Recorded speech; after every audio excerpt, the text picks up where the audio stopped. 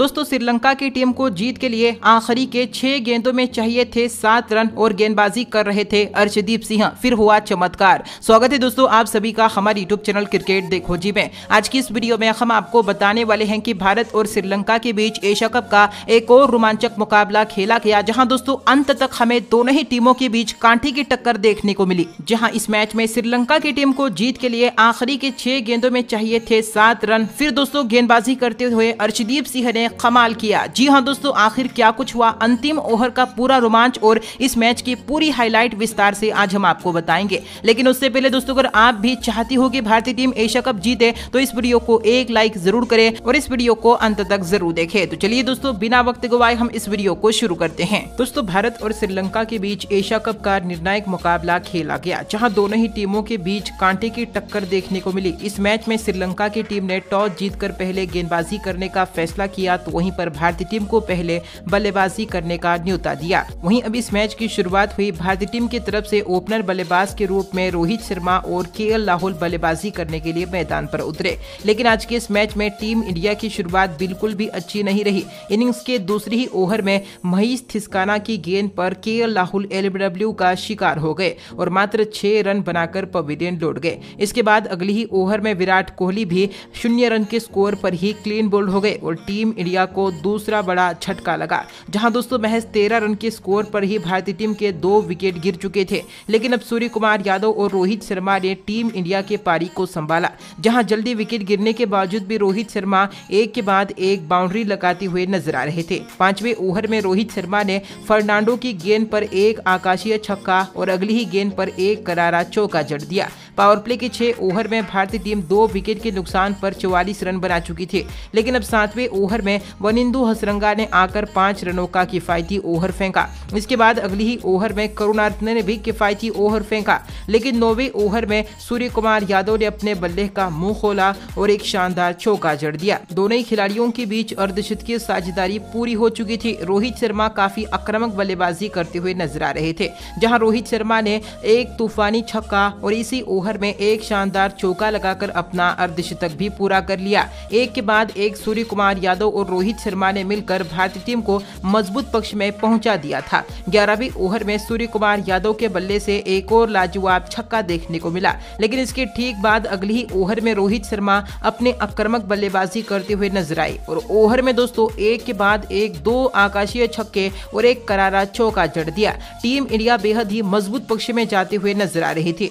लेकिन 12वें ओवर में चमिका करुणारत्ने ने बेहतरीन गेंदबाजी करते हुए रोहित शर्मा को आउट कर दिया, जहां रोहित शर्मा ने अपने इस पारी में 72 रनों का अहम योगदान दिया। इसके बाद 15वें ओवर में सूर्य कुमार यादव भी दासुन शनाका की गेंद पर 34 रन के व्यक्तिगत स्कोर पर आउट होकर पवेलियन लौट गए। लेकिन दोस्तों विकेट के बावजूद भी नए बल्लेबाज ऋषभ पंत ने आते ही इसी ओवर में 2 करारे चौके जड़ दिए। वहीं दोस्तों 16वें ओवर में ऋषभ पंत ने एक और करारा चौका जड़ दिया। लेकिन इसके बाद अगली ही ओवर में वनिंदु हसरंगा ने एक बार फिर से बेहतरीन गेंदबाजी करते हुए किफायती ओवर फेंका। 18वें ओवर में हार्दिक पांड्या ने एक आकाशीय छक्का जड़ा। लेकिन इसी ओवर में हार्दिक पांड्या भी 17 रन बनाकर अपना विकेट गंवा बैठे और पवेलियन लौट गए। 19वें ओवर में दिलशान मधुशंका ने अपनी गेंदबाजी से तहलका मचा दिया। इस ओवर में दिलशान ने पहले तो दीपक हुडा को 3 रन पर आउट करके क्लीन बोल्ड करके पवेलियन भेज दिया और इसके बाद इसी ओवर में ऋषभ पंत को भी 17 रन के व्यक्तिगत स्कोर पर आउट करके पवेलियन भेज दिया। अब तो टीम इंडिया के विकेटों की झड़ी सी लग गई थी। 20वें ओवर में करुणारत्ने ने भी भुवनेश्वर कुमार को क्लीन बोल्ड करके पवेलियन का रास्ता दिखा दिया।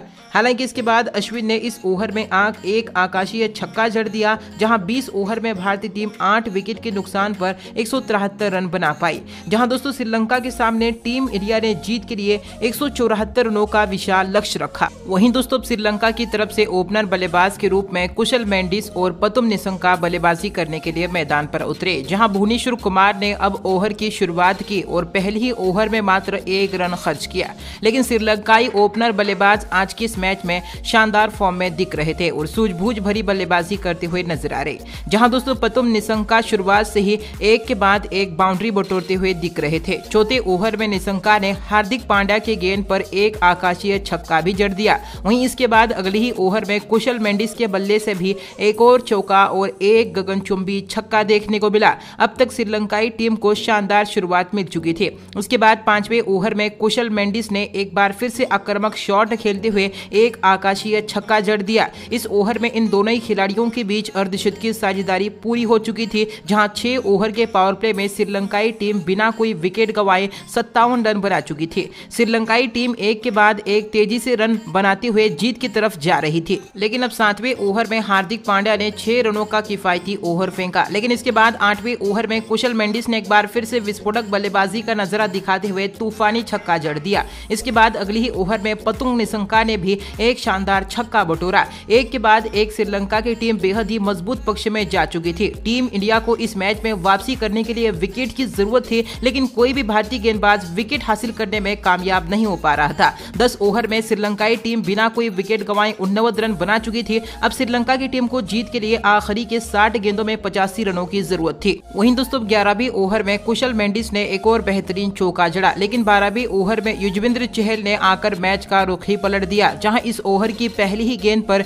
युजवेंद्र चहल ने पतुम निसंका के रूप में बड़ा विकेट हासिल किया और जहां निसंका 52 रनों की बेहतरीन पारी खेलकर पवेलियन लौट गए। इसके बाद इसी ओवर में युजवेंद्र चहल ने एक नए बल्लेबाज चरित असलंका को भी आउट करके पवेलियन का रास्ता दिखा दिया और एक ही ओवर में टीम इंडिया को 2 बड़ी सफलता दिलाई। लेकिन 2 विकेट गिरने के बावजूद भी 13वें ओवर में कुशल मेंडिस ने एक बेहतरीन चौका लगाकर अपना अर्धशतक पूरा कर लिया, परंतु 14वें ओवर में अश्विन ने अपनी गेंदबाजी का जलवा बिखेरा। अश्विन ने दानुष्का गुंतिलका को 1 रन पर आउट करके पवेलियन भेज दिया। वहीं 15वें ओवर में युजवेंद्र चहल ने आकर एक बार फिर से अपनी शानदार गेंदबाजी का जलवा बिखेरा और बेहतरीन बल्लेबाजी कर रहे कुशल मेंडिस को भी 27 रन के व्यक्तिगत स्कोर पर क्लीन बोल्ड करके पवेलियन भेज दिया। एक के बाद एक विकेट लेने के बाद भारतीय टीम इस मैच में काफी हद तक वापसी कर चुकी थी, जहां 15 ओवर में श्रीलंका की टीम 4 विकेट के नुकसान पर 120 रन बना चुकी थी। श्रीलंका की टीम को जीत के लिए आखिरी के 30 गेंदों पर 54 रनों की जरूरत थी।